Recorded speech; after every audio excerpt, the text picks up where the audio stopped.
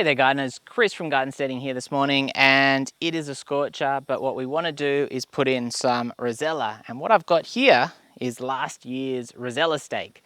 Now this section of the garden, the soil is pretty terrible. We do have some bigger plants growing behind us, but this particular section was very, very clayey. I've been laying down some of my homemade biochar, some mulch. I've been trying to really build it up. I've been actually digging in green waste as well, which if you're not really familiar with what that means, it's food scraps, all that kind of stuff, mainly vegetables, but basically the stuff that goes to council for green waste. I've been digging it in the bags as deep as I can get it easily, and so I've been improving the soil. And what we're going to do is we're going to plant 2 Rosella seedlings. We've grown them from seed. My wife's grown them from seed. We're going to plant 2 down in the better soil, and then we're going to plant 2 behind me there. And this is going to be a pretty simple job. I do have a little bit of secondhand core from the local tomato farm. I've got some soil as well.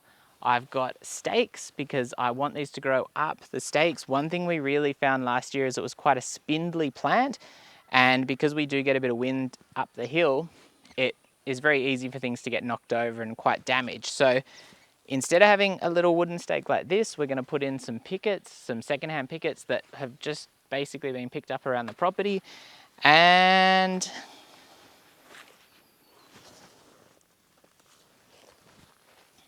our soil delivery.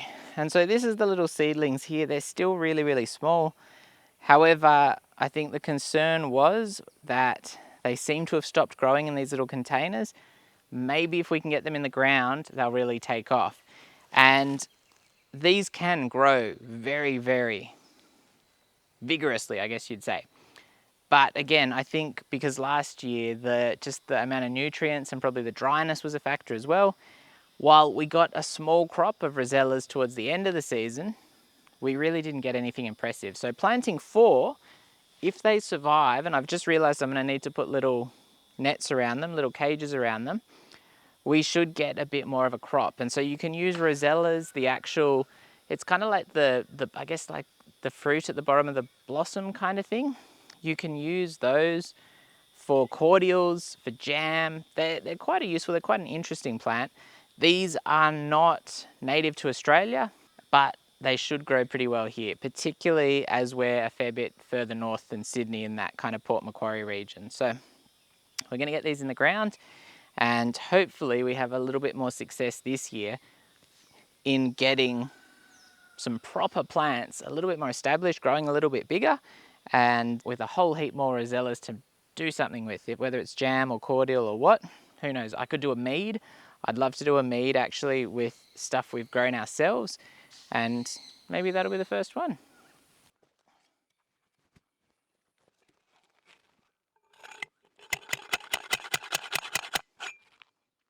It's a big old cricket livered in the top of this one. What I have decided to do is I'm going to reuse that original planting position, and I've put in 3 stakes.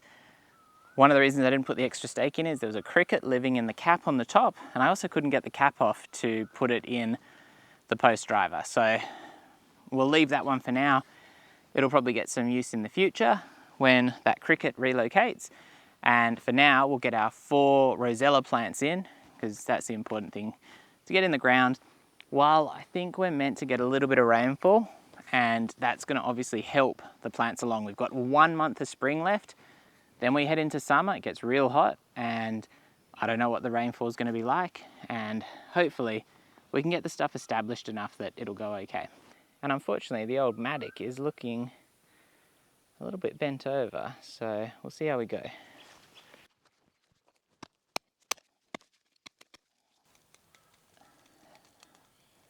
I'm going to be dropping a bit of this very, very moist core in the bottom of each of these holes, just to give them a little bit of a reservoir of moisture that should absorb water when it rains and hold it for that bit longer to hopefully help those seedlings really thrive.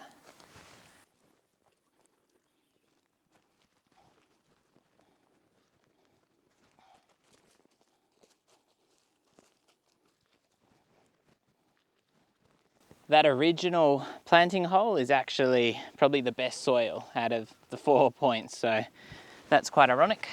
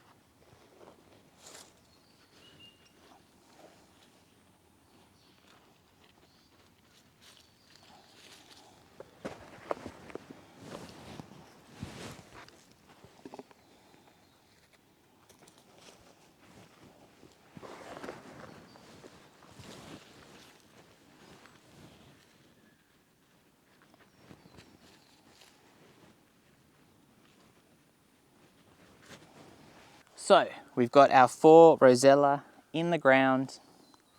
They're not quite done.